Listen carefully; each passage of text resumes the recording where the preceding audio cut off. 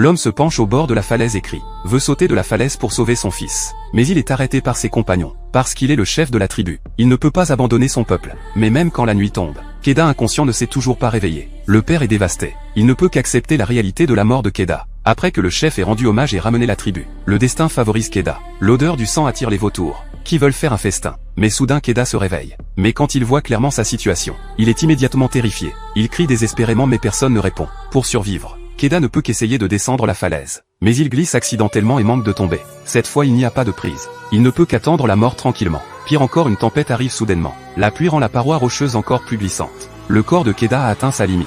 Il baisse la tête désespéré et découvre. La tempête fait monter rapidement le niveau d'eau en bas, formant lentement une rivière. Alors Keda décide de tout risquer, et saute. Incroyablement, Keda survit. Il est déjà sur un terrain plat, mais en sautant sa jambe gauche s'est cassée. Regardant son pied gauche déjà gonflé, Keda coince son pied entre des pierres, serre les dents et tourne avec force pour redresser l'os, puis fixe sa jambe avec des branches. Quelques heures plus tard, il retourne enfin au sommet de la montagne, mais découvre avec désespoir que son père a déjà érigé une pierre tombale pour lui. Keda sait clairement ce que cela signifie. Ils ne reviendront plus le chercher. Et l'hiver approche. La tribu migrera vers des endroits plus chauds. Mais ce qui le désespère encore plus, c'est qu'au loin retentissent des hurlements de loups. Une meute de loups a déjà pris Keda pour de la nourriture.